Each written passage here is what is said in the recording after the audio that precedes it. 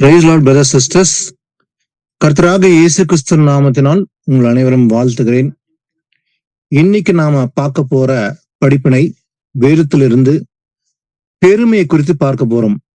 இந்த பெருமை அல்லது இந்த மனமேட்டிமை ரொம்ப ஆபத்தான ஒரு விஷயம். ஏன்னா இந்த பெருமையும் மனமேட்டிமையும் ஒரு மனிதனுக்குள் வந்துவிட்டால் அவனை விழ செய்யும். அது விசுவாசத்தை விட்டு விலகி அவன் விழுந்து விடுவான். ஏன்னா இந்த முதல் பாவமே பெருமை என்று நம்ம எல்லாருக்கும் தெரிஞ்சிருக்கு. அப்போ ஆதாம் ஏவாள் செய்தது முதல் பாவம் அல்ல, முதல் பாவமே பெருமை. அதை செய்தவன் யார்? அதனால அந்த பாவத்து நிமித்தமாக இன்றைக்கு அநேகர் விழுந்து கொண்டிருக்கிறார்கள். ஏன்னா தேவன் ஏன் பெருமை உள்ளவர்களுக்கு எதிர்த்து நிற்கிறார் அது என்பதை நாம் அறிந்து கொள்ள வேண்டும். ஏன்னா கர்த்தர் யாரை எதிர்ப்பார்? பெருமை உள்ளவனை. அதனாலதான் இந்த பெருமை இருக்கக்கூடாது. இந்த பெருமை உள்ள வந்துவிட்டால் எப்படி அவனை விட செய்யும்? இதிலிருந்து நாம் விலகி நாம் தாழ்மைப்பட்டு கர்த்தருக்குள்ள அந்த ரட்சிப்பு அடைவது எப்படி என்பதை இன்று ஆராய்ந்து பார்க்க போறோம். முதலாவது வசனத்தை வாசிக்கலாம். யாக்கோபு 4ஆம் அதிகாரம் 6-7 வாசிக்கலாம். அவர் அதிகமான கிருபையை அளிக்கிறாரே, ஆதலால் தேவன் பெருமை உள்ளவர்களுக்கு எதிர்த்து நிற்கிறார், தாழ்மை உள்ளவர்களுக்கோ கிருபை அளிக்கிறார் என்று சொல்லி இருக்கிறது. ஆகையால் தேவனுக்கு கீழ்ப்படிந்திருங்கள், பிசாசுக்கு எதிர்த்து நில்லுங்கள், அப்பொழுது அவன் உங்களை விட்டு ஓடி போவான். ஆமென். ஆமென். அவர் அதிகமான கிருபையை அளிக்கிறாரே.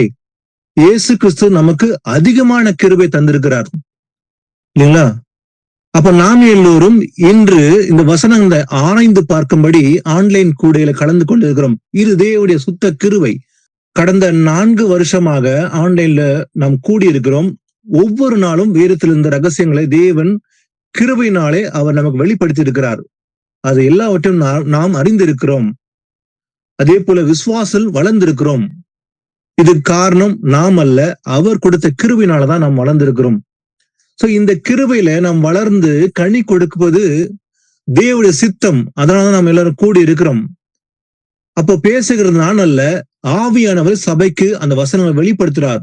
சோ எந்தெந்த விஷயத்துல நாம் கரெக்ஷன் செய்து கொள்ள வேண்டும் என்பது குறித்து வேதத்தின் மூலமாக தேவன் வெளிப்படுத்தியிருக்கிறார். ஆனால் அந்த கிருபையினால் தான் நம்ம ரட்சிப்பை அடைய போகிறோம். இயேசு கிறிஸ்து வரும்போது அந்த ரட்சிப்பு எதனால? கிரியையினால் அல்ல, கிருபையினால் ரட்சிப்பு என்று பார்க்கிறோம். அதனால தேவன் அதிகமான கிருபை நமக்கு தந்திருக்கிறார். அதனால தேவன் பெருமை உள்ளவருக்கு எதிர்த்து நிற்கிறார். ஆனா தாழ்மை உள்ளவருக்கோ கிருபை அளிக்கிறாரே. அப்போ அந்த கிருபை யாருக்கு கொடுக்கிறாரு? தாழ்மை உள்ளவருக்கு. அப்போ நாம தாழ்மைப்பட்டால் தேவன் கிருபை தரார். ஆனா பெருமை இருந்தால் தேவன் எதிர்த்து நிற்பார். இயேசு கிறிஸ்துவே எதிரியாக இருப்பார். யாருக்கு? பெருமை உள்ளவனுக்கு என்று பார்க்கிறோம். அதனாலதான் தேவனுக்கு கீழ்ப்படிந்திருங்கள். அப்போ நாம தேவனுக்கு கீழ்ப்படிந்தால் தேவன் அந்த கிருபை நமக்கு தருவாரு. அதிகமான கீழ்ப்படிதல் இருந்தால் அதிகமான கிருபை பெற்றுக்கொள்ள முடியும். ஆனா பெருமை மாத்திரம் இருக்கக்கூடாது. அப்ப பெருமை எங்கிருந்து புறப்பட்டு வந்தது? பிசாசுக்குள்ள இருந்தான் பாக்குறோம். அதனால பிசாசுக்கு எதிர்த்து நிற்க வேண்டும். பிசாசுக்கு எதிர்த்து நில்லுங்கள், அப்போது அவன் உங்களை விட்டு ஓடி போவான். எப்போது நாம் தேவனுக்கு கீழ்ப்படிந்து அவருடைய வசனம் கை கொள்றோமோ அப்போது பிசாசு நம்ம விட்டு விலகி ஓடி விடுவான்.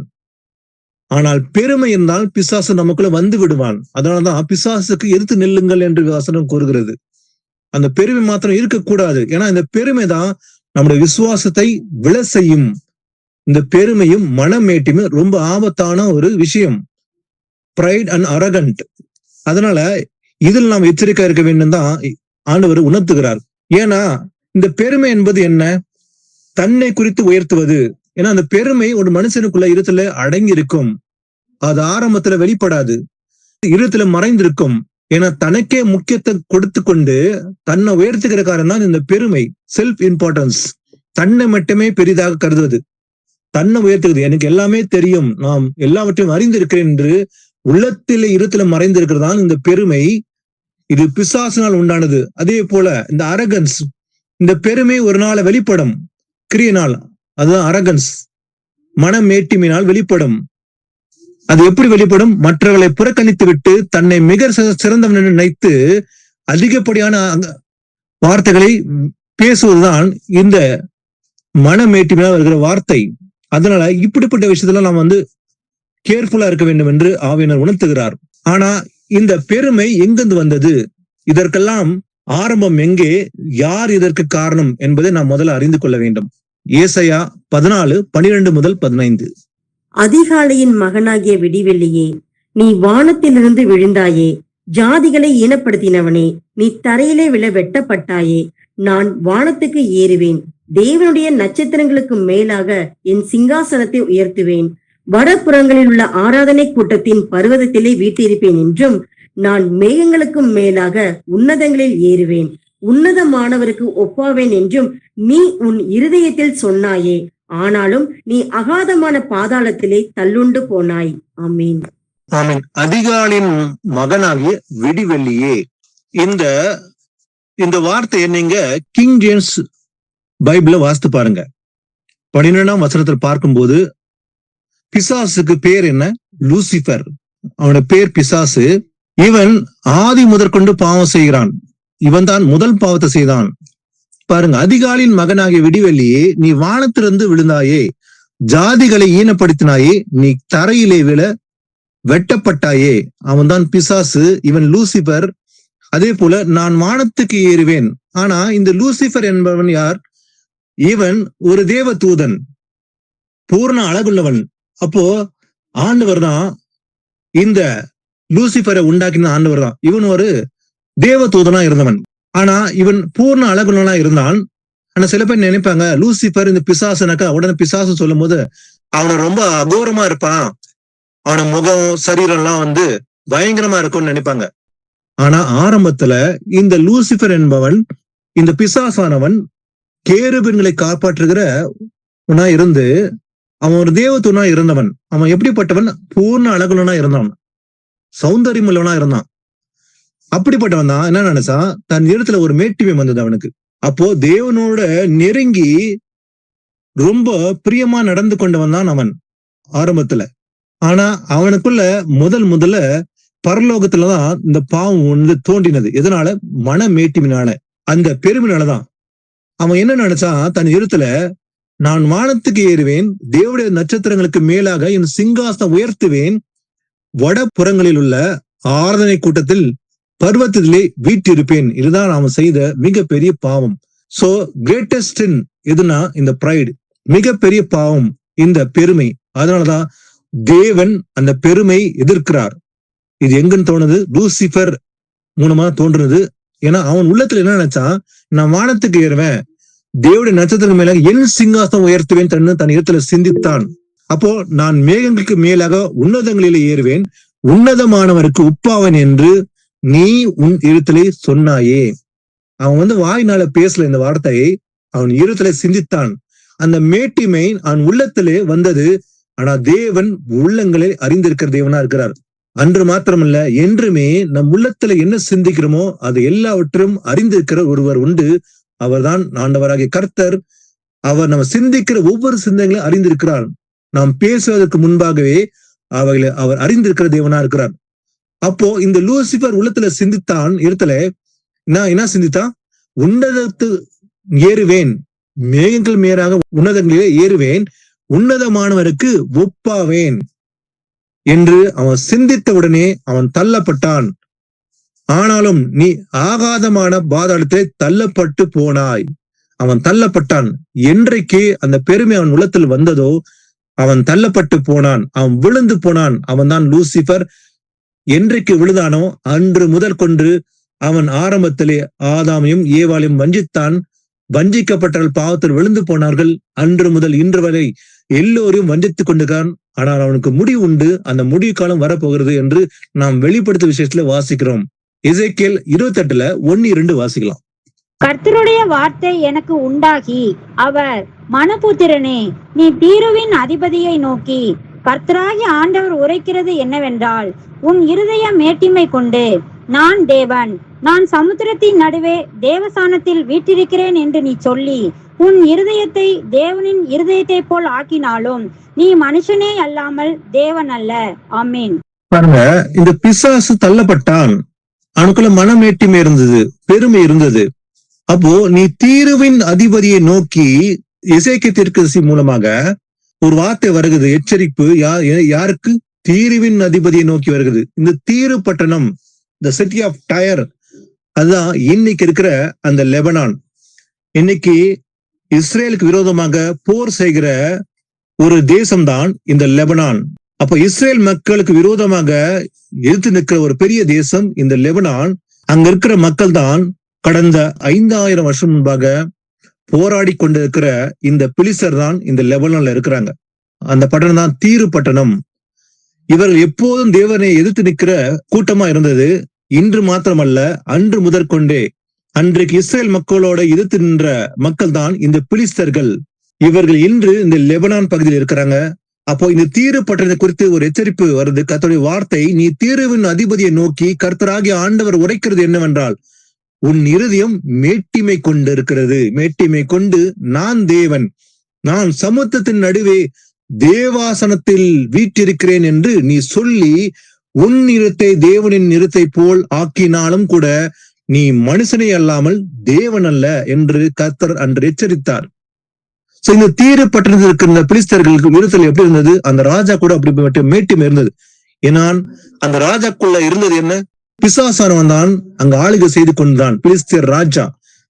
அவனுக்குள்ள ஒரு மன மேட்டிமை இருந்தது. நான் இருத்தை என்ன பண்ணுவேன்?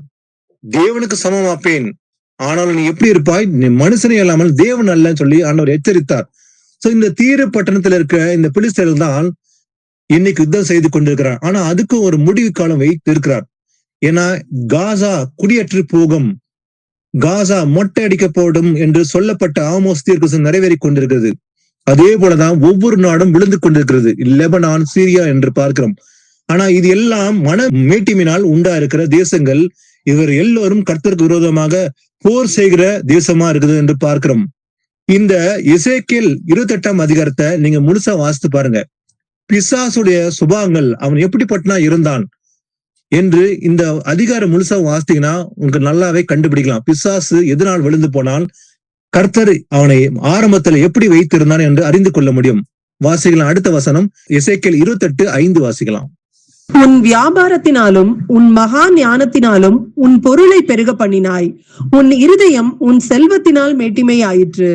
ஆமேன். பாருங்க, அவனுடைய இருதயம் எப்படி மேட்டிமையானது?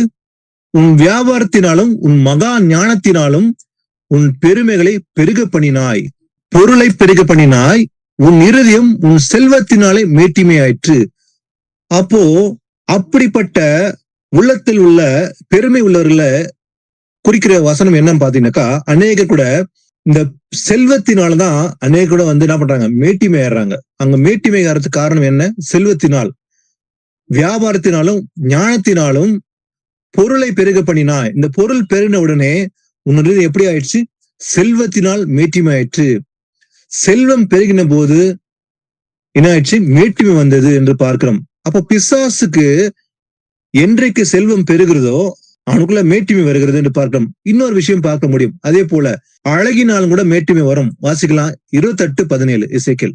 உன் அழகினால் உன் இருதயம் மேட்டிமையாயிற்று, உன் மினுக்கினால் உன் ஞானத்தை கெடுத்தாய், உன்னை தரையிலே தள்ளி போடுவேன், ராஜாக்கள் உன்னை பார்க்கும்படி உன்னை அவர்களுக்கு முன்பாக வேடிக்கையாக்குவேன். ஆமேன். ஆமேன். பிசாசுடைய இருதயம் எப்படி இருந்தது?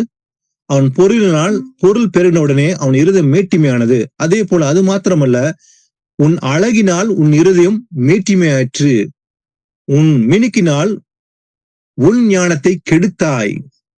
சோ லூசிபர் என்ற பிசாசானவன் அழகினால் அவன் இருதயம் மேட்டிமையானதுனால அவன் ஞானத்தை கெடுத்து கொண்டதுனால விழுந்து போனான் என்று பார்க்கணும். அதே போல உன்னை தரையிலே தள்ளி போடுவேன், ராஜாக்கள் உன்னை பார்க்கும்படி உன்னை அவர்களுக்கு முன்பாக வேடிக்கையாக்குவேன். அப்போ அன்னைக்கு அந்த பிசாசானவன் தன் இருதயத்திலே சிந்தித்தான், நான் என் சிங்காசனம் உயர்த்துவேன் என்று எப்போது சிந்தித்தானோ அன்றே ஆண்டவர் தள்ளி விட்டார். விழுந்தவுடனே அவனுக்கு கோபம் உண்டானது. கோபத்தினால் அவன் ஏவாளை வஞ்சித்தான். வஞ்சித்தவர்கள் விழுந்து போனார்கள் என்று பார்க்கிறோம். அப்போ 2 விஷயம் பார்க்கிறோம். செல்வத்தினாலும் மேட்டிமை வருகிறது, அழகினாலும் மேட்டிமை வருகிறது. இன்னைக்கு உலகத்துல அழகுக்காக ஒரு போட்டி வைக்கிறாங்க. உலகத்துல அதாவது இந்த உலகத்திலே நான் தான் சௌந்தரியம் உள்ளவள் என்று இன்னைக்கு போட்டிகள் வைக்கிறாங்க. இது எதனால? மேட்டிமையினாலதான் வைக்கிறாங்க. ஆனா கர்த்தர் சொல்கிறார், மனுஷன் நாட்கள் எப்படி இருக்கிறான்? புல் உலர்ந்து பூ உதிரும், அப்படிதான் மனுஷனுடைய நாட்கள் இருக்க போகிறதா. ஆனா இன்னைக்கு நான் தான் உலகத்தில் அழகுள்ளவன் என்று அழகுள்ளவர்கள் போல அதுக்கான ஒரு போட்டியை வைக்கிறார்கள். ஏன்னா அதனால மேட்டிமை வருகிறது. ஏன்னா அழகினால் உன் இருதயம் மேட்டிமை ஆயிற்று. அப்போ இந்த பட்டத்தை பெற்றவர்கள் கூட அழகினால் நான் உலகத்துல நான் தான் சௌந்தரியம் உள்ளவள் என்று சொல்லிக் கொண்டு தன் இருதயத்திலே மேட்டிமை வருகிறது என்று பார்க்கிறோம். பிசாசு கூட அப்படிதான் இருந்தான். அழகினான் கெடுத்து கொண்டான் ஞானத்தை என்று பார்க்கிறோம். கர்த்தர் லூசிபர் படைக்கும் போது அவன் எப்படி இருந்தானா, இந்த இசைக்களை வாசிக்கும் போது நீங்க பார்க்க முடியும், அவன் பூர்ண அழகுள்ளவனா இருந்தான், அவன் சௌந்தரியம் உள்ளவனா இருந்தான் அவன் பார்க்க முடியும். ஆனால் அவன் மேட்டிவினால் கெடுத்து கொண்டான் என்று பார்க்க முடியும். வாசிக்கலாம். அதே போல நீதிமொழிகள் 11:2 வாசிக்கலாம். அகந்தை வந்தால் இலச்சையும் வரும், தாழ்ந்த சிந்தையுள்ளவர்களிடத்தில் ஞானம் உண்டு. ஆமேன். அகந்தை வந்தால் இலச்சையும் வரும், அதே போல தாழ்ந்த சிந்தை உள்ளவர்களிடத்தில் ஞானம் உண்டு. அப்ப ஞானம் எங்க இருக்கும்? தாழ்ந்த சிந்தை இருந்தா மட்டும்தான் ஞானம் இருக்கும். அப்போ இன்றைக்கு கர்த்தருடைய வசனத்துக்கு நடுங்கி கர்த்தருக்கு பயப்படுற பயம் இருந்தால் அதுதான் ஞானத்தின் ஆரம்பம். தீமையை வெறுப்பதே கர்த்தருக்கு பயப்படுற பயம். அப்போ தாழ்ந்த சிந்தை இருந்தால் அவன் கர்த்தருக்கு பயப்படான், வசனத்துக்கு நடுங்குவான், அவங்ககிட்டதான் ஞானம் உண்டு. ஆனா அகந்தை வந்தால் என்ன இருக்கும்? இலட்சியம் வரும், அவமானமும் வரும், அவன் விழுந்து விடுவான் என்று பார்க்கிறோம். இன்னைக்கு இந்த தீரு பட்டணத்தில் இருக்க லெபனான் கூட அவங்க மன மேட்டினா என்ன சொல்றாங்க?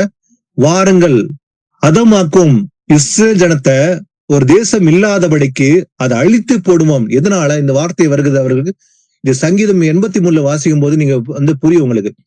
இன்னைக்கு நிறைய இஸ்ரேல் தேசத்துக்கு விரோதமாக போர் செய்யும்படி ஒன்று கூடுகிறாங்க. இயேசு கிறிஸ்து வருகைக்கு முன்பாக கடைசி காலத்துல ஒரு யுத்தம் வரப்போகிறது. கடைசி நாட்கள்ல அதுதான் 3ஆம் உலக போர். அப்போ தேசங்கள் எல்லாம் ஒன்று திரட்டி கூடி யுத்தம் செய்வார்கள். யாருக்கு விரோதமாக? இஸ்ரேல் விரோதமாக செய்யும் போது கர்த்தர் யுத்தம் செய்வார். யுத்தம் செய்த பிறகு அவர் தம்முடைய ஜனத்தை விடுவிக்கும்படி அவர் வெளிப்படுவார் என்று பார்க்கிறோம். இது எல்லாமே மனமேட்டினால் யுத்தம் செய்யும்படி தங்களை உயர்த்தி கொண்டு தேவனுடைய பிள்ளைகள் விரோதமாக யுத்தம் செய்ய வருகிறார்கள் என்று பார்க்க முடியும். வாசிக்கலாம். தானியேல் 5ஆம் அதிகாரம் 20ஆம் வசனம் வாசிக்கலாம். அவருடைய இருதயம் மேட்டிமையாகி அவருடைய ஆவி கர்வத்தினாலே கடினப்பட்ட போது அவர் தமது சிங்காசனத்திலிருந்து தள்ளப்பட்டார். அவருடைய மகிமை அவரை விட்டு அகன்று போயிற்று. ஆமென். ஆமென். பாருங்க, இந்த தானியேல் புத்தகத்துல வாசிக்கும் போது நேபுகார் என்ற ராஜா ஒருத்தன் இருந்தான் இல்லைங்களா? ஆனா இந்த நேபுகாத்நேசருக்கு ஆண்டவர் பதவி கொடுக்குறாரு, அவங்க ஆளுகையும் கையில கொடுக்குறாரு. அதெல்லாம் கொடுத்த பிறகு அவனுக்குள்ள மனமேட்டி வந்தது நேபுகாத்நேசருக்கு. அப்போ இந்த நேபுகாத்நேசருடைய மகன் தான் இந்த பெல்ஷாசர். இவனுக்குள்ள மேட்டிமை வந்தது. அதனால இவனை எச்சரிக்கும்படி தானியேல் பெல்ஷாசருக்கு பேசும்போதுதான் இந்த வார்த்தையை கூறுகிறான். என்ன சொல்றான்? அவருடைய இருதயம் மேட்டிமையாகி அவருடைய ஆவை கர்வத்தினால் கடினமாப்பட்ட போது அவர் தமது சிங்காசனிலிருந்து தள்ளப்பட்டார். அவருடைய மகிமை அவரை விட்டு அகன்று போயிற்று. அப்போ தானியேல், அதாவது நேபுகாத்நேசர் மகனை எச்சரித்து பேசும்போது உங்களுடைய தகப்படி என்ன நடந்தது என்று தானியேல் பெல்ஷாசருக்கு சொல்லும் போது என்ன சொல்றான் பாத்தீங்கன்னா, நேபுகாத்நேசருக்கு மனமேட்டிமை இருந்து அதனால அவன் தள்ளப்பட்டான். அவன் தன் ராஜ்யபாரத்தை இழந்து அவன் காட்டுல மிருகத்தை போல் சந்தரித்தான். எப்போது அவன் தான் செய்து தவறு என்று உணர்ந்தானோ அப்போது அவனோட ராஜ்யபாரம் மறுபடியும் வந்தது, அவன் உணர்ந்த போது. ஆனா அதே போலதான் இவனும் கூட தவறு செய்யறான். யாரு?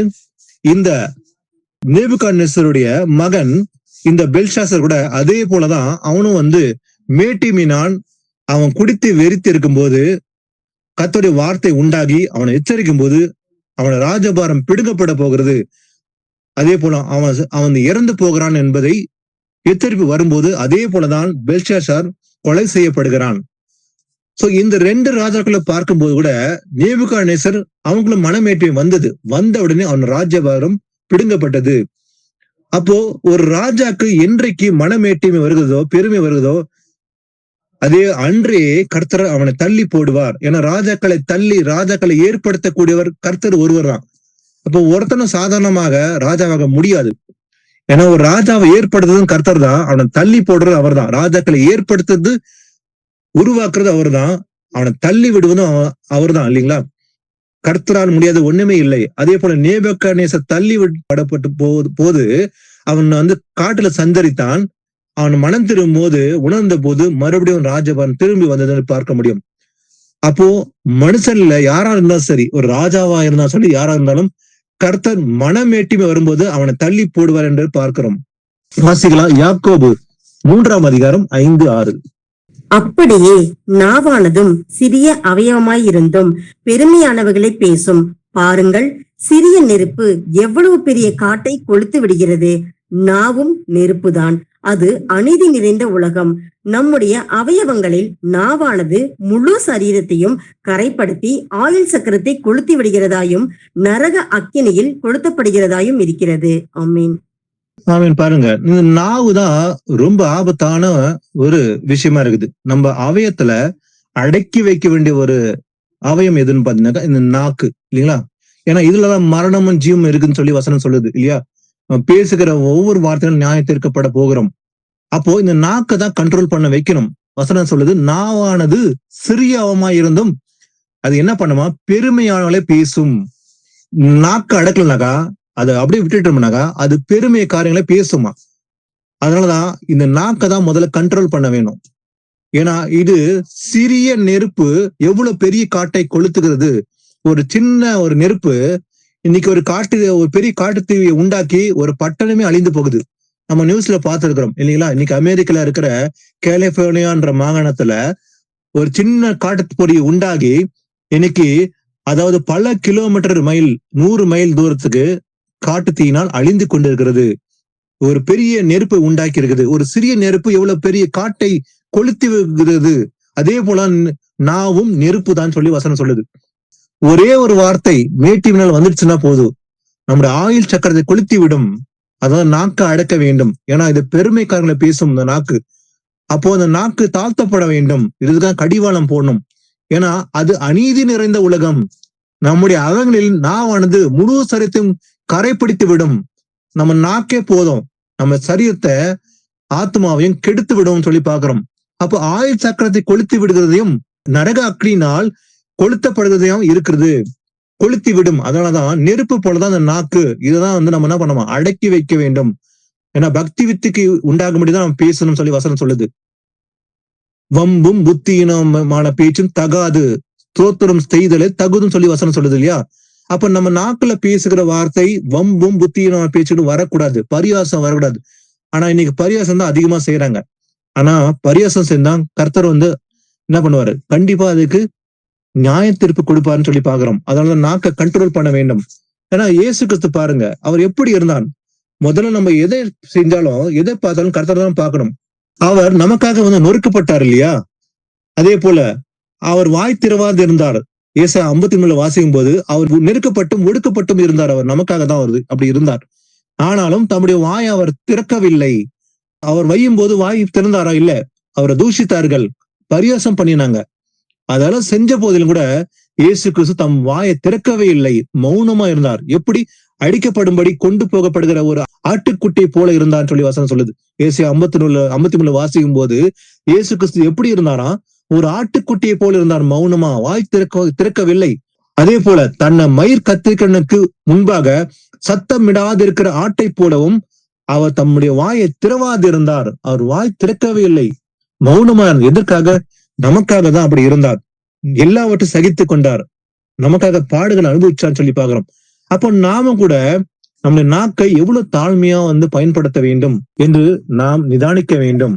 அதே போல ஒரு ராஜா இருந்தான். அந்த ராஜா வாயினால் அவன் விழுந்து போனான், பெருவினால் அவன் அடிக்கப்பட்டான். வாசிக்கலாம் அப்போஸ்தலர் 12:21 முதல் 24. குறித்த நாளிலே ஏரோது ராஜவஸ்திரம் தரித்து கொண்டு சிங்காசனத்தின் மேல் உட்கார்ந்து அவர்களுக்கு பிரசங்கம் பண்ணினான். அப்பொழுது ஜனங்கள், இது மனுஷ சத்தம் அல்ல, இது தேவ சத்தம் என்று ஆர்ப்பரித்தார்கள். அவன் தேவனுக்கு மகிமையை செலுத்தாதபடியினால் உடனே கர்த்தருடைய தூதன் அவனை அடித்தான். அவன் புழுபுழுத்து இறந்தான். தேவ வசனம் வளர்ந்து பெருகிற்று. ஆமேன். ஆமேன். இந்த ஏரோது ராஜா அவன் மேட்டிபினால் விழுந்து போனான்னு சொல்லி பாக்குறோம். அவன் என்ன பண்ணா, ராஜ வஸ்திரம் தரித்து கொண்டு ஒரு சிங்காசனம் மேல் உட்கார்ந்து என்ன பண்றான், அவருக்கு பிரசங்கம் பண்ணினான். பிரசங்கம் பண்ணும்போது இந்த ஜனங்கள் என்ன பண்ணாங்க, இது மனுஷ சத்தம் அல்ல, இது தேவ சத்தம் என்று ஆர்ப்பரித்தார்கள்.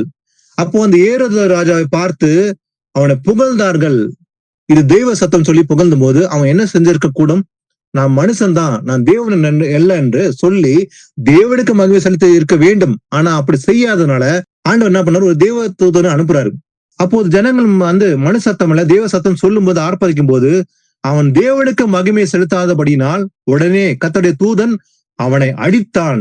இன்ஸ்டன்ட் டெத்ன்னு பாக்குறோம். யாருக்கு? ஏரோதுக்கு. எதனால? அவன் தேவனுக்கு மகிமை செலுத்தவில்லை, அவன் தனக்கே மகிமை ஏற்றுக்கொண்டான்னு சொல்லி பாக்குறோம். அதனால ஒரு தேவதூதன் வந்து அவனை அடித்து போடும்போது விழுந்தான். விழுந்த உடனே இறந்து போனான். அவன் புழு புழுத்து இறந்து போனான். இது பார்த்த உடனே ஜனங்களுக்கு பயம் உண்டாயிற்று. என்ன நடந்து? தேவ வசனம் வளர்ந்து பெருகிற்று. அப்போ அந்த ராஜா விழுந்து போனதுக்கு காரணம் என்ன? அவன் தனக்கே மகிமை ஏற்றுக்கொண்டான். அப்போ அதே போலதான் நமக்கும் அதே போல சுபாவம் இருக்கணும். எது போல? ஒருபோதும் நம்ம உயர்த்தாதபடிக்கு நம்ம எப்போதுமே தாழ்த்த வேண்டும். அப்போ ஒரு மனுஷன் நம்மளை புகழும் போது என்ன சொன்னோம்? நான் அதுக்கு தகுதி இல்லைன்னு தான் சொல்லணும். ஆனா அதை செய்யாதனாலதான் ஏரோது விழுந்து போனான். அதனால நம்ம எவ்வளவோ நற்கிரியை செய்ய முடியும் இல்லையோ, எவ்வளவோ காரியங்கள் செய்ய முடியும், நன்மையை செய்ய முடியும், கர்த்தருக்காக இன்னும் அநேக காரியங்கள் செய்ய முடியும். நன்மை செய்தாலும் கூட நம்ம எப்படி சொல்ல வேண்டும்? வாசிக்கலாம். லூக்கா 17:10. அப்படியே நீங்களும் உங்களுக்கு கட்டளையிடப்பட்ட யாவற்றையும் செய்த பின்பு, நாங்கள் அப்பிரயோஜனமான ஊழியக்காரர், செய்ய வேண்டிய கடமையை மாத்திரம் செய்தோம் என்று சொல்லுங்கள் என்றார். ஆமென். ஆமென். நாம் எல்லோருமே கர்த்தருடைய ஊழியக்காரர் இல்லையா? ஊழியக்காரர் என்று ஒரு தனி மனுஷனை இங்க சொல்லப்படவில்லை. நம்ம அத்தனை பேருமே ராஜாரிக ஆசாரி கூட்டமா இருக்கிறதுனால தேவனுக்கு ஊழியம் செய்கிறதா இருக்கிறோம். நம்ம அத்தனை பேருமே. வாசிக்கலாம். 1 பேதுரு 5:5-6. அந்தப்படி இளைஞரே, மூப்பருக்கு கீழ்ப்படியுங்கள். நீங்கள் எல்லாரும் ஒருவருக்கொருவர் கீழ்ப்படிந்து மனத்தாழ்மையை அணிந்து கொள்ளுங்கள். பெருமை உள்ளவர்களுக்கு தேவன் எதிர்த்து நிற்கிறார், தாழ்மை உள்ளவர்களுக்கோ கிருபை அளிக்கிறார். ஆகையால் ஏற்ற காலத்திலே தேவன் உங்களை உயர்த்தும்படிக்கு அவருடைய பலத்த கைக்குள் அடங்கி இருங்கள். ஆமேன். ஆமேன். முதல்ல ஆரம்பத்துல நம்ம கற்றுக்கொள்ள வேண்டிய முக்கியமான ஒரு விஷயம் என்றால் இந்த கீழ்ப்படிதல். தாழ்மை உள்ளவர்களாக நம் கீழ்ப்படிதல் நமக்கு முதல்ல அவசியம். நாம் வளர வேண்டும் என்றால் முதல்ல தேவையானது இந்த கீழ்ப்படிதல். இங்க முக்கியமா சொல்லப்படுகிற வசனம் யாருக்குன்னு பாத்தீங்கன்னா இளைஞர்களே. இளைஞருக்கு ஆண்டவர் சொல்றாரு, மூப்பருக்கு கீழ்ப்படிந்திருங்கள். ஏன்னா நம்ம பூமியில் நமக்கு கொடுக்கப்பட்டவர்களுக்கு நம்ம கீழ்ப்படியா விட்டால் கர்த்தருக்கு எப்படி கீழ்ப்படியும்? ஒருபோதும் முடியாது இல்லையா? அதனால நமக்கு கீழ்ப்படிதல் முதல்ல பூமியில கொடுக்கப்பட்ட அதிகாரிகளும் சரி, அதே போல சபையில மூப்பர்களும் சரி, இதெல்லாம் கீழ்ப்படிதல் நம்ம கற்றுக்கொள்வது அவசியம். அது வேற நம்ம வேலை செய்த அதிகாரி இருந்தாலும் சரி, ஒரு ராஜாவா இருந்தாலும் சரி, கீழ்ப்படிவது அவசியம். கீழ்ப்படிந்திருக்க வேண்டும் தான் வசனம் சொல்லுது. அதே போல சபையில கூட மூப்பருக்கு கீழ்ப்படிய வேண்டும். நீங்கள் எல்லோரும் ஒருவருக்கு ஒருவர் கீழ்ப்படிந்து மனத்தாழ்மையை அணிந்து கொள்ள வேண்டும். இந்த மனத்தாழ்மை தான் ரொம்ப முக்கியம். இந்த பெருமை வராதபடிக்கு இந்த மனத்தாழ்மை அணிந்து கொள்ள வேண்டும். ஏன்னா பெருமை உள்ளவருக்கு தேவன் எதிர்த்து நிற்கிறார், தாழ்மை உள்ளவருக்கோ தேவன் கிருபை அளிக்கிறாரு. அதனால மனத்தாழ்மை அணிந்து கொள்ளுங்கள். ஆகையால் ஏற்ற காலத்தை தேவன் உங்களை உயர்த்தும்படிக்கு அவருடைய பலத்த கைக்குள் அடங்கி இருங்கள். அப்போ இன்றைக்கு இந்த பூமியில நாம கர்த்தர் முன்பாக தாழ்மைப்பட்டு மனத்தாழ்மை அணிந்து கொண்டு கீழ்ப்படிந்திருந்தால் ஏற்ற காலத்தில் தேவன் நம்மளை உயர்த்துவார். ராஜ்யத்தில் வரும் நம்மை உயர்த்தப்பட்டிருப்போம். எப்படி? தேவனுடைய ராஜ்யத்தில் நம்ம உயர்த்தப்பட்டிருப்போம். ராஜாக்களை போல, ஆசாரிகளை போல நாம் உயர்த்தப்பட்டிருப்போம் என்று பார்க்கிறோம். வாசிக்கலாம். 2 நாளாகமம் 26 16 முதல் 21 வரை. அவன் பலப்பட்ட போது தனக்கு கேடு உண்டாகும் மட்டும் அவனுடைய மனம் மேட்டிமையாகி தன் தேவனாய கர்த்தருக்கு விரோதமாக மீறுதல் செய்து தூபபீடத்தின் மேல் தூபம் காட்ட கர்த்தருடைய ஆலயத்துக்குள் பிரவேசித்தான்.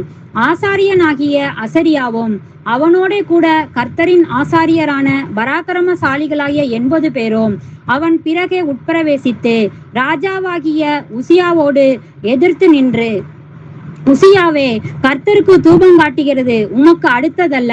தூபம் காட்டுகிறது பரிசுத்தமாக்கப்பட்ட ஆரோனின் குமாரராகிய ஆசாரியருக்கே அடுக்கும். பரிசுத்த ஸ்தலத்தை விட்டு வெளியே போம். மீறுதல் செய்தீர். இது தேவனாகிய கர்த்தராலே உமக்கு மேன்மையாக லபியாது என்றார்கள். அப்பொழுது உசியா கோபம் கொண்டான். அவன் தூப கலசத்தை தன் கையிலே பிடித்து ஆசாரியரோடே கோபமாய் பேசுகிற போது, ஆசாரியருக்கு முன்பாக கர்த்தருடைய ஆலயத்திலே தூப பீடத்தின் முன் நிற்கிற அவனுடைய நெற்றியிலே குஷ்டரோகம் தோன்றிற்று.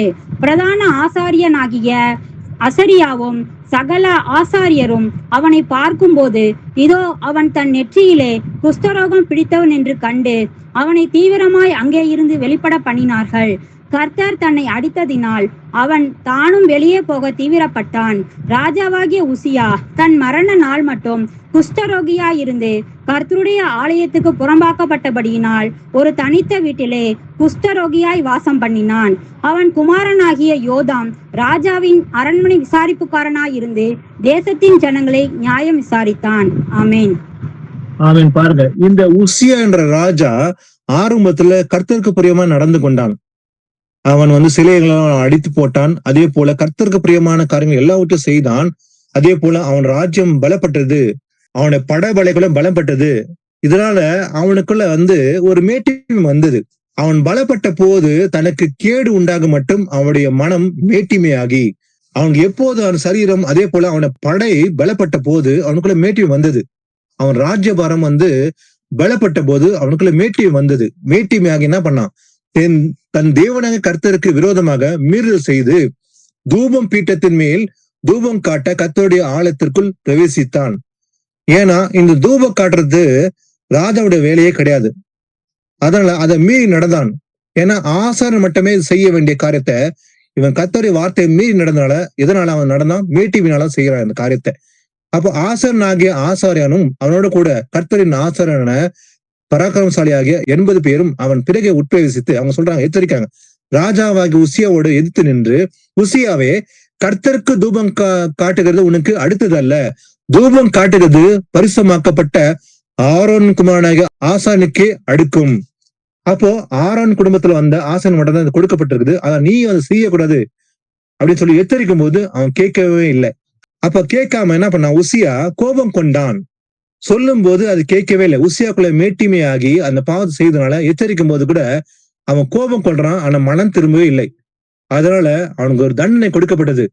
அவன் தூப கலசை தன் கையிலே பிடித்து ஆசாரியரோட கோபமாக பேசுகிற போது ஆசாருக்கு முன்பாக கர்த்தருடைய ஆலயத்தில் தூபப்படுத்தி முன் இருக்கிற அவனுடைய நெற்றியிலே குஷ்ட ரோகம் தோன்றிற்று. அப்போ அவன் கேட்காதபடிக்கு மனமேட்டிவின கோபம் கொள்ளும் போது கர்த்தர் அவனை தண்டித்தார். இதனால குஷ்டரோகினால ராஜாவுக்கு குஷ்டரோகம் வந்தது. வந்தவுடனே அவனை புறமாக்கி போட்டார்கள். அவன் கடைசி நாள சாகர வரைக்கும் அவன் குஷ்டரோகியா இருந்தான் என்று பார்க்கிறோம். அப்போ துணிகரமா அந்த பாவத்தை செய்தான். எதனால? ஆசாரன் மட்டும் செய்யக்கூடிய காரியத்தை இவன் துணிந்து காரியமா, எதனால? மேட்டிவினாலதான். அந்த மன மேட்டிவினால் இந்த ராஜா விழுந்து போனான் என்று பார்க்கிறோம். வாசிக்கலாம், சங்கீதம் 10:4 வாசிக்கலாம். துன்மார்க்கன் தன் கர்வத்தினால் தேவனை தேடான், அவன் நினைவுகள் எல்லாம் தேவன் இல்லை என்பதே. ஆனா இந்த துன்மார்க்கன் தன் கர்வத்தினால் என்ன பண்ணுவான்? தேவனை தேட மாட்டான் இல்லையா? இன்னைக்கு உலகத்துல எல்லாருமே கர்த்தரை தேடுறாங்களா? இல்ல. துன்மார்க்கல் தன் துன்மார்க்க வழிதான் நடக்கிறாங்க. தேவனை தேடன் என்று வசனம் இருக்குது இல்லையா? அப்ப அவன் நினைவு எல்லாம் தேவன் இல்லை என்பதே வசனம் சொல்லுது. மதிக்கேடன் என்ன சொல்லுவான்? தேவன் இல்லை என்று மதிக்கேட்டன் தன் இருத்த சொல்லுவான். அப்போ இந்த இன்னைக்கு இருக்கிற இந்த கம்யூனிஸ்ட் நாடுகள் எல்லாம் சொல்றாங்க, தேவன் என்று ஒருவர் இல்லை என்று சொல்லுகிறது தான் இந்த கம்யூனிஸ்ட் நாடுகள். ஆனா வசனம் சொல்லுது அவங்களை பார்த்து மதிக்கேடுன்னு சொல்லுது, ஃபூல்னு சொல்லுது. யாரை பார்த்து? தேவன் இல்லை என்று சொல்லுகிறவர்களை. ஆனா துன்மார்க்கன் தன் கர்வத்தினால் தேவனை தேடான், இல்லை என்று சொல்வான். அவன் நினைவுகள் எல்லாம் தேவன் இல்லை என்பதே. இதனால மனமேட்டிவினால். இன்னைக்கு சில நாடுகள் சொல்றாங்க, நாங்க என் சுயத்தினால் என் சொந்த பலத்தினால் எழுந்து கட்டுவோம். இன்னைக்கு ஒரு சில நாடுகள் பேரு அழிவினால் விழும்போது அவங்க சொல்றாங்க ஒரே வார்த்தை, அவங்க கர்த்தர் தேடுறதே இல்லை, அவங்க மகிமை செலுத்துறதே இல்லை. அவங்க என்ன சொல்றாங்க? வார்த்தை ஒண்ணுதான் வருது, நாங்க விழுந்தாலும் எழுந்து அது முன் இருந்தபடி கட்டி சாதிப்போம் என்று அவங்க தங்க இடத்துல சொல்லுகிறாள். எதனால? மனமேட்டினால். ஆனா கர்த்தர் மறுபடியும் அவங்க தள்ளி போடுறான்னு என்று பார்க்கிறோம். அப்ப அவங்க சொல்லும் போது மறுபடியும் விழுந்து போகிறார்கள். மனமேட்டினா செய்யும் போது விழுந்து போகிறார்கள். அப்போ தேவன் இல்லை என்று சொல்லுதல் மதிகேடுன்னு சொல்லு. எதனால? மனமேட்டிமினால். அதே போல இன்னொன்னு முக்கியமான விஷயம் பாத்தீங்கன்னா, இந்த வீண் புகழ்ச்சி கூட நம்ம விரும்ப கூடாது. வசனம் பார்க்கலாம், கலாத்தியர் 5:25-26. நாம் ஆவியினாலே பிழைத்திருந்தால் ஆவிக்கேற்றபடி நடக்கவும் கடவோம். வீண் புகழ்ச்சியை விரும்பாமலும் ஒருவரை ஒருவர் கோபமூட்டாமலும் ஒருவர் மேல் ஒருவர் பொறாமை கொள்ளாமலும் இருக்க கடவோம். ஆமீன். ஆமீன். நாம் ஆவியினாலே பிழைத்திருந்தால் ஆவிக்கேற்றபடி நடக்க வேண்டும். அப்ப நாம ஆவினால் நடத்தப்படுறோமா? ஆவிக்கேற்றபடிதான் நடக்கணும். நம்ம மாம்சத்தில் ஒருபோது இருக்கக்கூடாது. மாம்ச சிந்தை மரணம் என்று இருக்கிறது இல்லையா? அப்ப மாம்சத்தோட ஒரு காரியமும் சிந்தித்து செயல்படவும் கூடாது. இது கர்த்தருக்கு பிடிக்குமா, இது கர்த்தர் சித்தம் என்று ஒவ்வொரு காரியம் நிதானிக்க வேண்டும். அதே போல வீண் புகழ்ச்சியை விரும்பவே கூடாது. சில எதிர்பார்ப்பாங்க, என்ன புகழணும் அப்படின்னு சொல்லி சில பேர் இருத்துல என்ன பண்றாங்க, எதிர்பார்ப்பாங்க. அந்த புகழ்ச்சியை விரும்பவே கூடாது. வீண் புகழ்ச்சியை விரும்பாம என்ன பண்ணுமா, ஒருவர் கோபமூட்டாமலும் ஒருவர் மேல் ஒருவர் பொறாமை கொள்ளாமல் இருக்க வேண்டும். அப்ப நாம் ஆவியில நடத்தப்பட்டால், ஆவிக்கேற்றபடி நடந்து கொண்டால் நாம் ஒருபோதும் வீண் புகழ்ச்சியை விரும்ப மாட்டோம். வாசிக்கலாம், பிலிப்பு 2:3 வாசிக்கலாம். ஒன்றையும் வாதினாலாவது வீண் பெருமையினாலாவது செய்யாமல் மன தாழ்மையினாலே ஒருவரை ஒருவர் தங்களில் மேன்மையானவர்களாக எண்ண கடவீர்கள். ஆமீன். ஆமீன். பாருங்க, ஆண்டு சொல்றாரு, ஒன்றையும் வாதினாலாவது வீண் பெருமையிலாவது செய்யக்கூடாது. பெருமைக்காக நாங்க எந்த ஒரு காரியமும் நம்ம செய்யவே கூடாது. இதே செய்தாலும் கர்த்தர்கண்டு மனப்பூர்வமாய் செய்யுங்கள் என்று வசனம் சொல்லுது இல்லையா? அப்ப நம்ம செய்யும் போது கர்த்தருக்கு தான் செய்யறோம், இத மனப்பூர்வமா செய்ய வேண்டும். அதுதான் ஆண்டவர் கற்றுக் கொடுக்கிற விஷயம். அப்ப வீண் பெருமை விரும்பி செய்யவே கூடாது. அப்ப அநேகர் என்ன பார்க்கணும் அதனால விரும்பி இந்த காரியத்தை செய்யறேன், என்ன எல்லாரும் புகழணும் சொல்லி பெருமை எதிர்பார்த்து ஒருபோது செய்யக்கூடாது. மனத்தாழ்மையினாலே ஒருவரை ஒருவர் தங்களிலும் எப்படி இருக்கணுமா, மேன்மை ஆனவர்களாக எண்ண கடவீர்கள். அப்போ என்னை விட அந்த சகோதரன் அவர் பெட்டரு, அவர் நல்லா போதிக்கிறார், நல்லா பேசுறாரு அப்படின்ட்டு நம்மை விட அவர் என்ன பண்ணுமா, அவர் தான் நம்ம உயர்த்த நினைக்கணும் இல்லைங்களா? அப்போ நான் தான் பெட்டரு, எல்லாருடைய நான் தான் பர்ஃபெக்ட் அப்படின்னு நினைக்காம வசனம் சொல்றது, மனத்தாழ்மையிலே ஒருவரில் ஒருவர் தங்களிலும் மேன்மையானவர்களாக எண்ண கடவீர்கள் தான் வசனம் சொல்லுது. அப்போ எதை செய்தாலும் கர்த்தர் கண்டு பிரியமா செய்ய வேண்டும், வீண் பெருமை விரும்ப கூடாதுன்னு சொல்லி வசனம் சொல்லுது. வாசிக்கலாம், இந்த பெருமை எங்க உண்டாயிருக்குதான். வாசிக்கலாம், 1 யோவான் 2:16. ஏனெனில் மாம்சத்தின் இச்சையும் கண்களின் இச்சையும் ஜீவனத்தின் பெருமையும் ஆகிய உலகத்தில் உள்ளவைகள் எல்லாம் பிதாவினால் உண்டானவைகள் அல்ல, அவைகள் உலகத்தினால் உண்டானவைகள். ஆமென். பாருங்க, இதெல்லாம் எங்க உண்டாயிருக்குதா? எது? முதலாவது மாம்சத்தின் இச்சை, இந்த ஃபிளஷ்லி லஸ்ட், இதெல்லாமே உலகத்தில் உண்டான காரியம். அதே போல கண்களின் இச்சை, விபச்சாரம், வேசித்தனம், அதே போல பொருள் ஆசை, இதெல்லாம் எங்கிருந்து வருது? கண்ணால் வருகிற இச்சை.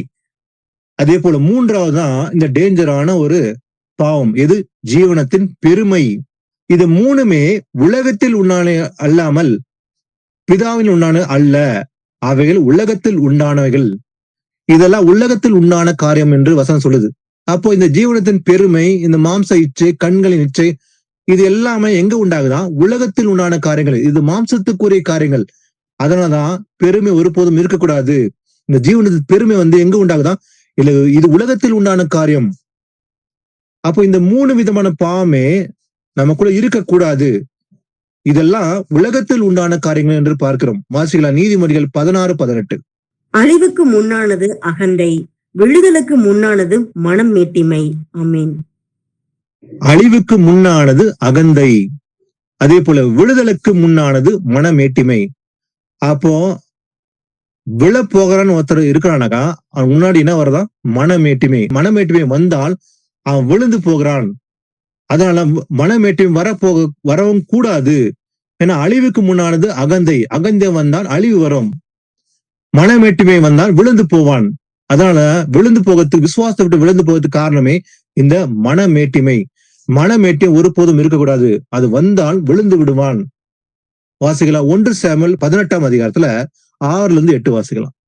தாவீது பெலிஸ்தனை கொன்று திரும்பி வந்த பின்பு ஜனங்கள் திரும்ப வரும்போதும் ஸ்திரீகள் இஸ்ரவேலின் சகல பட்டணங்களிலும் இருந்து ஆடல் பாடலுடன் புறப்பட்டு மேளங்களோடும் கீத வாக்கியங்களோடும் சந்தோஷமாய் ராஜாவாகிய சவுலுக்கு எதிர்கொண்டு வந்தார்கள். அந்த ஸ்திரீகள் ஆடி பாடுகையில் சவுல் கொன்றது 1000, தாவீது கொன்றது 10,000 என்று முறையாக பாடினார்கள். அந்த வார்த்தை சவுலுக்கு விசனமாயிருந்தது. அவன் மிகுந்த எரிச்சல் அடைந்து, தாவீதுக்கு 10,000, எனக்கோ 1000 கொடுத்தார்கள், இன்னும் ராஜாங்கம் மாத்திரம் அவனுக்கு குறைவா இருக்கிறது என்று சொல்லி அந்நாள் முதற்கொண்டு சவுல் தாவீதை காய்மகாரமாய் பார்த்தான். ஆமேன். பாருங்க, சாமுவேல் ஆரம்பத்துல கர்த்தருக்கு பிரியமா நடந்து கொண்டான்.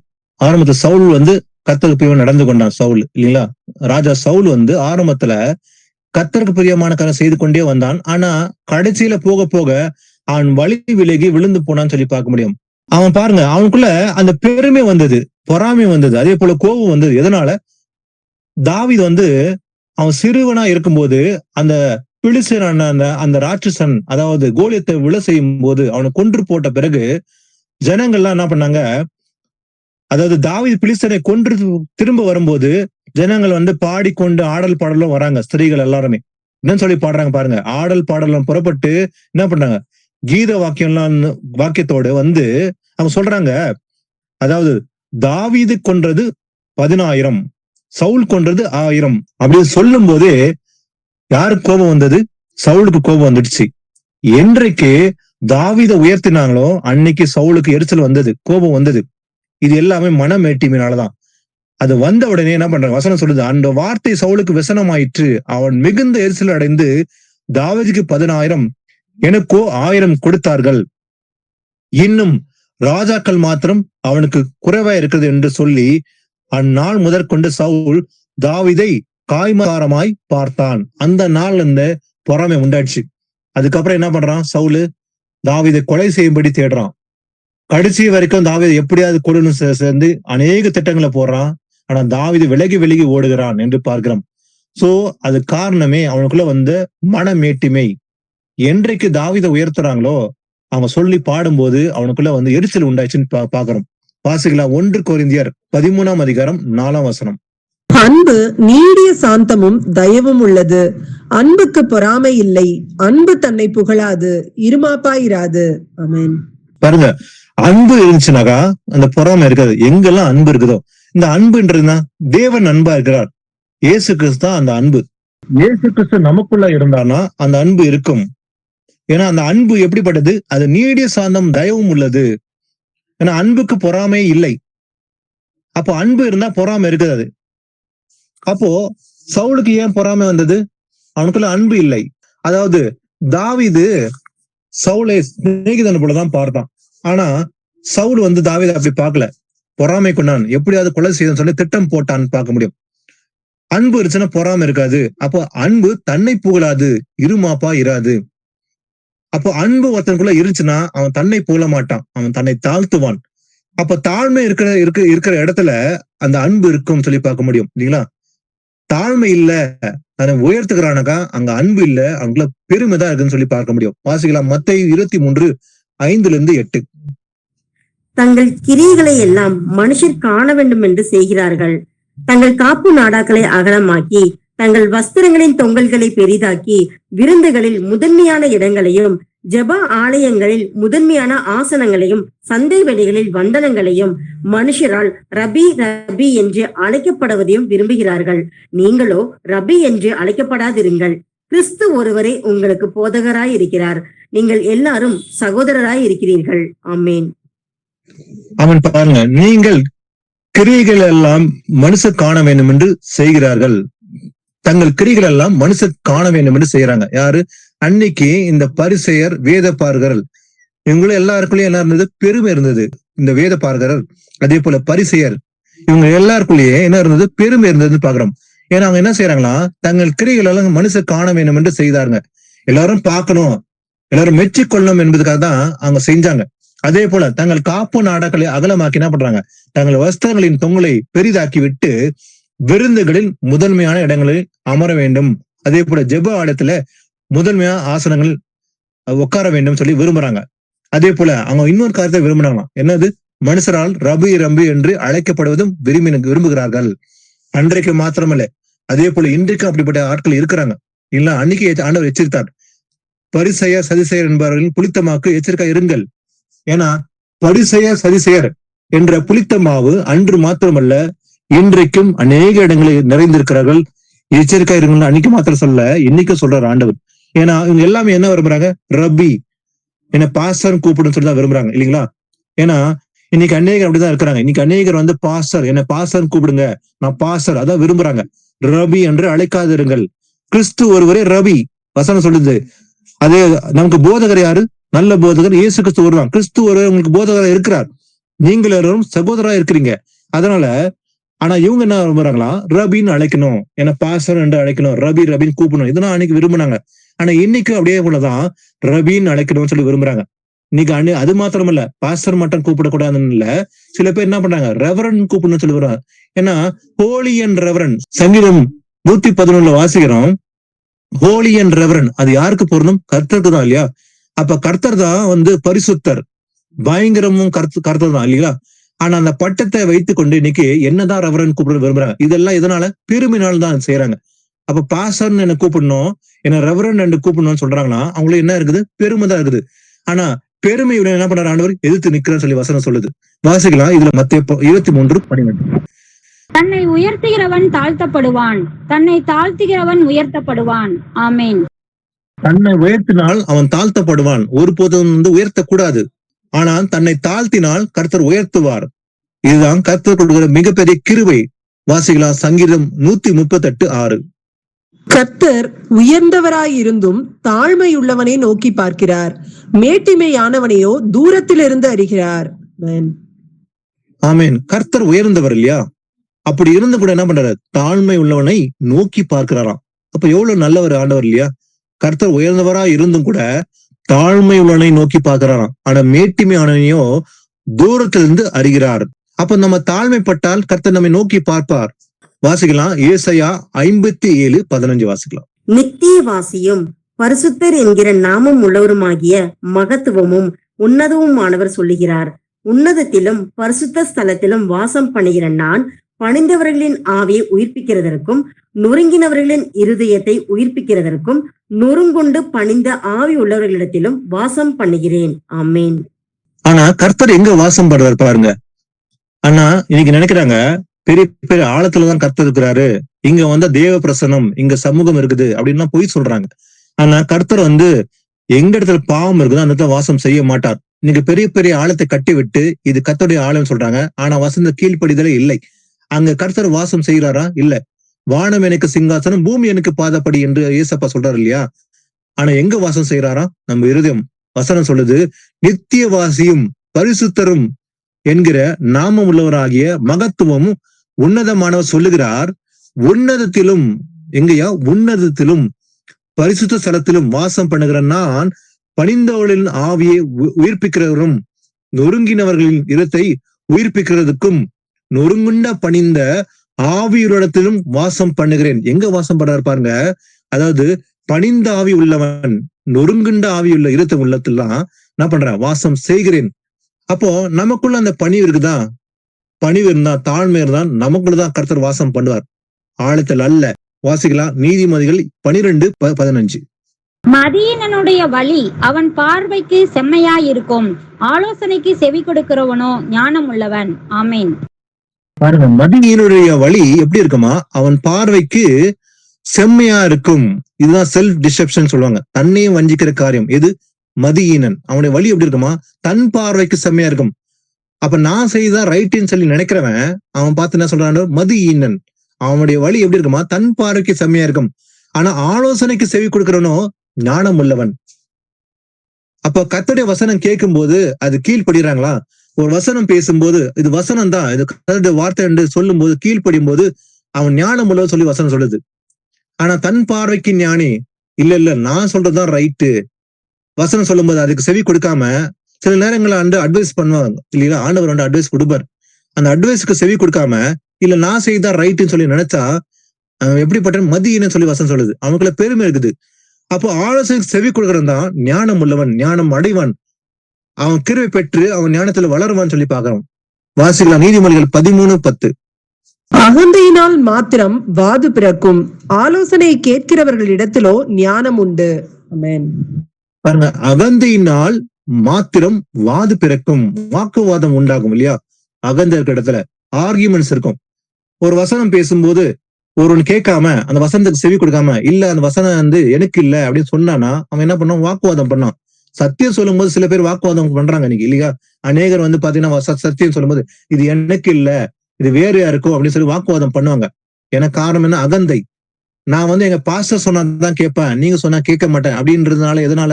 அகந்தினால சொல்றாங்க. அது இது வசனம் தான், இதுக்கு செவி கொடுப்பேன்னு சொன்னா தாழ்மை உள்ளவன்னு சொல்லுவாங்க இல்லையா? ஆலோசனை கேட்கிறவனிடத்தில் ஞானம் உண்டு. எப்படிப்பட்ட ஆலோசனை? கர்த்தருடைய ஆலோசனை கேட்டால் அவனுக்கு ஞானம் இருக்குன்னு சொல்லி அர்த்தம். இது அங்க மாத்திரமல்ல, இன்னைக்கு வீட்டு சபையில கூடி இருக்கிறவங்களும் அதே தான் இல்லைங்களா? நம்ம எல்லாரும் கூடி இருக்கிறோம், வசனம் பேசும்போது வசனத்துக்கு செவி சாய்க்கிறோம் இல்லையா? எல்லாருமே வசனத்தை வந்து ஈடு கொடுக்கிறோம் இல்லையா? இது கர்த்தருடைய வசனம். இதுக்கு நான் செவி சாய்ப்பேன் என்று நாம் உள்ளத்தை தாழ்த்தினால் நாம் ஞானம் அடைவோம். ஆனா ஒரு சகோதரன் வந்து பேசும்போது இல்ல இது எனக்கு இல்ல அப்படி சொல்லி சொன்னாக்கா அவன் எப்படிப்பட்டவனா இருப்பான்? அவனுக்குள்ள வந்து என்ன இருக்குது? அவனுக்குள்ள வந்து பெருமை இருக்குது என்ற அர்த்தம். நான் வசனத்துக்கு செவி சாய்ப்பேன், வேதத்தை கேளாதபடிக்கு தன் செவியை விளக்கின ஜெபம் எது எப்படிப்பட்டதா இருக்குதா? அருவருப்புன்னு சொல்லி வசனம் சொல்லுது. அப்போ செவியை திறந்து வசனத்தை உள் வாங்கி கொண்டு அதை காத்து கொண்டால் அவன் ஞானம் அடைவான். ஆலோசனை கேட்கிற இடத்தில் ஞானம் உண்டு என்று வசனம் சொல்லுது. வாசிகள பிரசங்கி 4:13. இனி ஆலோசனை கேளாத கிழவனும் மூடனுமாகிய ராஜாவை பார்க்கிலும் ஏழையும் ஞானியுமாகிய இளைஞனே வாசி. ஆமேன். பாருங்க, இனி ஆலோசனையை கேளாத கிழவனும் மூடனுமாகிய ராஜாவை விட எது வாசியா? ஏழையும் ஞானியுமாகிய இளைஞனே வாசி. ஏன்னா இன்னைக்கு உலகத்துல அப்படிதான் இருக்குது. சில ராஜாக்கள் ஆலோசனைக்கு வந்து கேட்கறதே இல்லை. கர்த்தர் சொன்னா கூட ஆலோசனை கூட கேட்கறதே இல்லை. ஆனா வசனம் சொல்லுது அவனோட எவன் பெற்று? ஏழையும் ஞானியுமாகிய இளைஞனே வாசி. வாசிக்கலாம். மத்தேயு 18:1-3. அவ்வேளையிலே சீசர்கள் இயேசுவினிடத்தில் வந்து பரலோக ராஜ்யத்தில் எவன் பெரியவனாய் இருப்பான் என்று கேட்டார்கள். இயேசு ஒரு பிள்ளையை தம்மிடத்தில் அழைத்து அதை அவர்கள் நடுவே நிறுத்தி, நீங்கள் மனம் திரும்பி பிள்ளைகளைப் போல ஆகாவிட்டால் பரலோக ராஜ்யத்தில் பிரவேசிக்க மாட்டீர்கள் என்று மெய்யாகவே உங்களுக்கு சொல்லுகிறேன். ஆமேன். பாருங்க, ஒரு சீசர்கள் என்ன பண்றாங்க? இயேசப்பா கிட்ட வந்துட்டு அவங்களும் ஒரு கேள்வி எழுப்பினாங்க. பரலோக ராஜ்யத்தில் எவன் பெரியவனா இருப்பான்? நான் பெரியவனா நீ பெரியவனா என்று அவங்கள வந்து ஒரு காரியம் இருந்தது. ஆனா இயேசப்பா சொல்றாரு, ஒரு சிறு பிள்ளையை வந்து தமிழை அழைத்து அவங்க நடுவே நிறுத்தி சொல்றாரு ஆண்டவர், நீங்கள் மனம் திரும்பி. அப்ப அவர் சொல்ற முதல் வார்த்தை என்ன? மனம் திரும்ப வேண்டும். நீங்கள் மனம் திரும்பி பிள்ளைகள் போல் ஆகாவிட்டால், இது இன்றைக்கும் கர்த்தருடைய காரியம். எது? மனம் திரும்ப வேண்டும். ஏன்னா மனம் திரும்பாவிட்டால் ரட்சிப்பு அடைய முடியாது. அப்ப மனம் திரும்பல் ஒண்ணுதான் ரட்சிப்புக்கான பாதை. அப்ப மனம் திரும்பி என்ன பண்ணுமா? பிள்ளையை போல் ஆகணும். அப்ப பிள்ளையை போல பாவம் இல்லாம கபட உள்ள நமக்கு வர வேண்டும். அப்படி ஆகாவிட்டால் பரலோக ராஜ்யத்தில் பிரவேசிக்க மாட்டீர்கள். அப்போ பரலோக ராஜ்யத்தில் பிரவேசிப்பதற்கு தடையா இருக்குது எது? பாவம் இல்லையா? அதே போல மனம் திரும்பி பிள்ளை போல் மாறணும். இதுதான் முக்கியம். ஆகையால் இந்த பிள்ளையை போல தன்னை தாழ்த்துக்கிறவன் எப்படி பண்ணா இருப்பான்? எவனோ அவனே பரலோக ராஜ்யத்தில் பெரியவனா இருப்பான். அப்ப யார் பெரியவன்?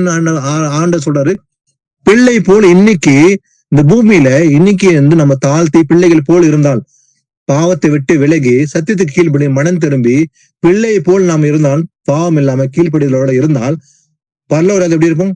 நாம பெரியவர்களா இருப்போம்னு சொல்லி வசனம் சொல்லுது. அடுத்தது வாசிக்கலாம். ஏசாயா 13:11 வாசிக்கலாம். பாவத்து நிமித்தம் உலகத்தையும் அக்கிரமத்து நிமித்தம் துன்மார்க்கரையும் நான் தண்டித்து அகங்காரரின் பெருமையை ஒழிய பண்ணி கொடியரின் இடும்பை தாழ்த்துவேன். பாருங்க, இயேசு கிறிஸ்துவின் வருகையின் முன்பாக ஒரு நடக்க வேண்டிய ஒரு முக்கியமான தீர்க்கதரிசனம் 3ஆம் உலக போர். அந்த 3ஆம் உலக போர் முடிந்த பிறகுதான் இயேசு கிறிஸ்து வரப்போகிறாரு. அந்த கர்த்தருடைய நாள் வரும்போது எப்படிமா? அது பூமிக்கு இக்கட்டான நாள், அது பயங்கரமான நாள் என்று பார்க்கிறோம்.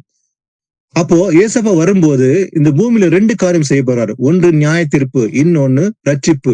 கீழ்ப்படையவருக்கு ரட்சிப்பு, கீழ்ப்படையாதற்கு நியாய தீர்ப்பு என்று பார்க்கிறோம். ஆனா அந்த பூமியில இருந்த பாவங்கள் எல்லாத்துக்காக ஒரு நியாய தீர்ப்பு முடிவு வைத்திருக்கிறார். அத கர்த்தருடைய நாள்ல செய்ய போகிறாரு. அப்போ பாவத்தின் நிமித்தம் உலகத்தையும் அக்கிரமத்தின் நிமித்தம் துன்மாக்களையும் நான் தண்டிக்க போகிறேன். தண்டிக்கிறதுக்காக வரப்போறார். இயேசு கிறிஸ்து முதல் தடவை வரும்போது எப்படி வந்தார்? ரட்சிப்பு அருளும்படி நமக்காக தன் ஜீவனை கொடுத்தார். ஆனா 2ஆம் நாள் வரும்போது அவர் வந்து தண்டிக்கும்படி, தண்டனை கொடுக்கும்படி, பாவத்துக்காக தண்டனை கொடுக்கும்படி வரப்போகிறார். வந்து என்ன பண்ண போறாரு? அகங்காரின் பெருமையை ஒளிய பண்ணுவேன். இதுதான் அவன் செய்ய போறார். எது? அகங்காரின் பெருமை என்ன பண்ண போறேன்? ஒளிய பண்ணி கொடியரின் இடுப்பை தாழ்த்துவேன். இயேசு கிறிஸ்து வந்து அகங்காரின் பெருமையை ஒளிய பண்ணுவாரு. அது மாத்திரமல்ல, கொடியரின் இடமை தாழ்த்துவேன்னு சொல்றாரு. அப்போ இயேசு கிறிஸ்து வருகின் போது அவர் நியாய தீர்ப்பு கொடுக்க போறாரு. ஆனா தாழ்மையோடு முடிவு நிலைத்தந்து காத்திருந்தால் நமக்கு ரட்சிப்பு உண்டு. அப்ப நமக்கு வேண்டியது எது? தாழ்மைதான், இல்லைங்களா? எவ்வளவு வசனம் கேட்கிறோம், அதுக்கு எல்லாவற்றையும் கீழ்ப்படி நடந்தால் மட்டுமே நம்ம ரட்சிப்பு, இல்லைங்களா? அப்போ நமக்குள்ள ஒரே சிந்தனை இருக்க வேண்டும், இல்லைங்களா? அப்ப யோவான் ஸ்நானகன் சொல்றான் பாருங்க, என்ன சொல்றாம, அவர் பெருகவும் நான் சிறுகவும் வேண்டும். நம்ம எவ்வளவு காரியம் செய்தோம், நம்ம ஒரே வார்த்தை தான் வாயிலிருந்து வரணும். அவர் பெருக வேண்டும், நான் சிறுக வேண்டும். அப்ப நான் எவ்வளவுதான் போதித்தாலும் சரி, நம்ம அத்தனை பேரும் யாராலும் இருந்தாலும் சரி, நம்ம போதித்தாலும் கூட அவர் பெருக வேண்டும், நாம் சிறுக வேண்டும். இந்த ஒரு உள்ளத்துல இருக்கிற தாழ்மை தான் நமக்கு அவசியம், இல்லைங்களா? அப்படி இருந்தால் நாம் அந்த ரட்சிப்பு அடைவோம். வாசிக்கலாம், ரோமர் 12:16. ஒருவரோடு ஒருவர் ஏக சிந்தையுள்ளவர்களாய் இருங்கள், மேட்டுமையானவர்களை சிந்தியாமல் தாழ்மையானவர்களுக்கு இணங்குங்கள், உங்களையே புத்திமான்கள் என்று எண்ணாதிருங்கள். ஆமேன். கடைசி ஆண்டு சொல்ற வார்த்தை என்னவென்றால், ஒருவரில் ஒருவர் ஏக சிந்தலா இருங்கள், ஒன் மைண்டோட இருக்க வேண்டும். ஏன்னா சபையில இருக்கும்போது நமக்குள்ள அதுதான் இருக்க வேண்டும், ஒன் மைண்ட், ஏக சிந்தனை. நம்முடைய சிந்தனை ஒரே மாதிரிதான் இருக்கணும், இல்லைங்களா? வேற்றுமையா இருக்கக்கூடாது. அப்போ நம்ம எல்லோரும் வெவ்வேறு ஊர்ல இருந்தாலும் கூட அப்ப ஒரே பிள்ளைகளா இருக்கணும், இல்லையா? ஒரே சரீரத்துக்குள்ள வெவ்வேறு அவையில இருந்தாலும் கூட நம்ம ஒரு குடும்பமா தான் எல்லாமே கூடி இருக்கிறோம். அப்ப நமக்குள்ள சிந்தனை எப்படி இருக்கணும்? ஒரே சிந்தனை, ஏக சிந்தை இருக்க வேண்டும். அது மாத்திரமல்ல, மேட்டுமையாளர்களை சிந்திக்காம, அப்ப அதெல்லாம் சிந்திக்காம அதை தொலைத்து விட்டு தாழ்மையானவர்களுக்கு இணங்க வேண்டும். இதுதான் ரொம்ப முக்கியம். உங்களையே புத்திமான்கள் என்று எண்ணாதிருங்கள். அப்ப நம்மையே நாம நிதானிக்கணும். எந்த விஷயத்துல நம்மையே நாம புத்திமான் என்று நினைக்க கூடாது. எனக்கு எல்லாமே தெரியும், நாம் எல்லாவற்றையும் கற்றுக்கொண்டுகன். அதான் பவுல் சொல்றான், நான் அடைந்தாற்று என்று எண்ணாம பின்னானுகளை மறந்து முன்னானுகளை நாடி என்ன பண்றேன், பரம அழைப்பின் பந்தய பொருளுக்காக இலக்கை நோக்கி தொடர்கிறேன். இந்த ஒரு சிந்தனை நமக்கு இருக்க வேண்டும், இல்லைங்களா? அப்ப இயேசு கிறிஸ்து நம்ம பார்க்கலாம். நம்ம இவ்வளவு வசனம் பார்த்தோம். இந்த பெருமை நம்ம விட செய்து விடும். இது ரொம்ப பெரிய ஆபத்தான ஒரு விஷயம். பெருமை மாத்திரம் நமக்குள்ள இருக்கக்கூடாது, மனமேட்டிமை இருக்கக்கூடாதுன்னு சொல்லி பார்த்தோம். ஆனா சில நேரங்கள்ல கோபத்தினால் பெருமை வருகிறது. அப்ப நம்ம சவுல பாக்குறோம், கோபத்தினால். அதே போல துணிகரமாக சில பேருக்குள்ள மேட்டிமை வருகிறது. இந்த மேட்டிமை வந்தால் முதல்ல என்ன செய்யணும்? நம்ம கர்த்தர் அறிக்கை செய்து விட்டு விட வேண்டும். ஏன்னா இயேசு கிறிஸ்து பாருங்க, அவர் எப்படி இருந்தார்? அவர் மனுஷரூபமாய் காணப்பட்டு மரண பரியந்தமும், எது வரைக்குமா? மரண பரியந்தமும், அதாவது சிலுவையின் மரண பரியந்தமும் கீழ்ப்படிந்தராகி தம்மை தாமையே தாழ்த்தினார். அப்ப இயேசு கிறிஸ்து தம்மையே தாழ்த்தினார் அல்லவா? நாம் எவ்வளவு அதிகமாக தாழ்த்த வேண்டும். அப்ப இயேசு கிறிஸ்து இந்த மனுஷகுமாரனா இருக்கும்போது இந்த பூமியில அவர் தாழ்மையோடு நடந்து கண்டார். அவர் பேசுகிற வார்த்தை, நடந்த விதம் எல்லாமே தாழ்மை இருந்தது. அப்போ கர்த்தரத்தை நம்ம கற்றுக்கொள்ள வேண்டியது அவசியமா இருக்குது, இல்லையா? இயேசு கிறிஸ்தை பார்த்து நாம் கற்றுக்கொள்ள விஷயம் அநேகமா இருக்க, நாம் இப்படிப்பட்ட சிந்தையை விட்டு விலக வேண்டும். இந்த பெருமை ஒருபோதும் இருக்கக்கூடாது என்று பார்த்தோம். இன்னைக்கு ஏசப்பா நம்ம பெருமை இருக்கக்கூடாது, ஏன்னா இந்த பெருமை இருந்தால் நம்ம விலை செய்து விடும், விசுவாசத்தை விலகி விடுவோம். அதனால அந்த பெருமை இருக்கக்கூடாதுன்னு சொல்லி வசனம் காட்டினார். ஏன்னா பெருமையும் மனமேட்டியும் நம்முடைய விசுவாசத்தை விலை செய்து விடும். அதனால பெருமை இருக்கக்கூடாது என்று நாம் இன்றைக்கு ஆராய்ந்து பார்த்தோம். கர்த்தருக்கே மகிமை உண்டாவதாக. ஒரு முடிவு ஜெபத்தை செய்து நாம் இந்த பைபிள் ஸ்டடியை முடிக்கலாம். சர்வ வல்லமுள்ள தேவனாகிய கர்த்தாவே, ஏசப்பா உமக்கு நன்றி செலுத்துகிறேன், உண்மை போற்றுகிறேன், உண்மை வணங்குகிறேன். கர்த்தாவே, நீ நல்லவர் ஏசப்பா. அப்பா, இந்த 1 மணி நேரம் அப்பா வேதத்துல இருக்கிற அந்த பொக்கிஷங்களை எங்க வெளிப்படுத்தினபடியால் உங்க நன்றி ஏசப்பா. அப்பா, நீர் அப்பா தாழ்மைகளுக்கு கிருபை அளிக்கிறீர். அதே போல பெருமை இருந்தால் அவளை எதிர்த்து நிற்கிறீர் என்று சொன்னீர் கர்த்தாவே. ஒருபோதும் எங்க இருதயத்துல பெருமை வராதபடிக்கு அப்பா தோ எங்க இருதயங்களை காத்துக்கொள்ளும் கர்த்தாவே. வசனத்தை அனுப்பி அப்பா எங்க இருதயத்தை குணப்படுத்தும் கர்த்தாவே. எங்க சிந்தனை, எங்களை பேச்சு, எங்க நடை, உடை, பாவம் எல்லாம் அப்பா எல்லாமே அப்பா உமக்கு முன்பாக தாழ்த்த கடுவது கர்த்தாவே. நீர் ஒருவராக உயர்ந்திருக்கிறீர் கர்த்தாவே. நாங்கள் எங்களை தாழ்த்துகிறோம் கர்த்தாவே. அப்பா, கேட்கிற ஒவ்வொரு மேலும் கிருபை, உங்களுடைய கிருபையை இறங்கட்டும் கர்த்தாவே. அப்பா, இந்த வசனம் கேட்ட ஒவ்வொரு குடும்ப மேலும் தயவு கிருபை இறங்கட்டும் கர்த்தாவே. அப்பா, ஒருவேளை யாருக்காவது அந்த பெருமை உள்ளத்தில் சிறிதளவு இருந்தாலும் கூட அதை மன்னிங்க கர்த்தாவே. அவங்களை அந்த பாவத்தை அறிக்கை செய்து அதை விட்டு விலகி அப்பா இந்த மேட்டிமையான காரியங்களை சிந்திக்காமல் தாழ்மையாளுக்கு இணங்குங்கள் என்று சொன்னி, அதே போல தாழ்மை சிந்தையை அணிந்து கொண்டு கர்த்தாவே இதோ பின்னானவனை மறந்து கர்த்தாவே அந்த இலக்கை நோக்கி ஓடும்படி கர்த்தாவே அந்த விசுவாசம் தாங்க கர்த்தாவே. முடிவு நிலைத்திருப்பனே ரட்சிக்கப்படுவான் என்று சொன்னி கர்த்தாவே.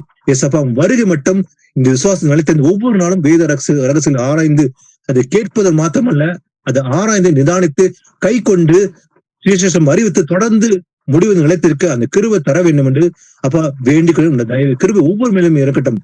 துதியும் கனமும் மகிமெல்லாம் ஒருவருக்கு மாத்திரமே செலுத்துகிறேன். வல்லமையுள்ள இயேசு கிறிஸ்து நாமத்தை ஜெபிக்கின்றேன். ஆமீன். Praise the Lord, brothers sisters. Thank you brothers sisters.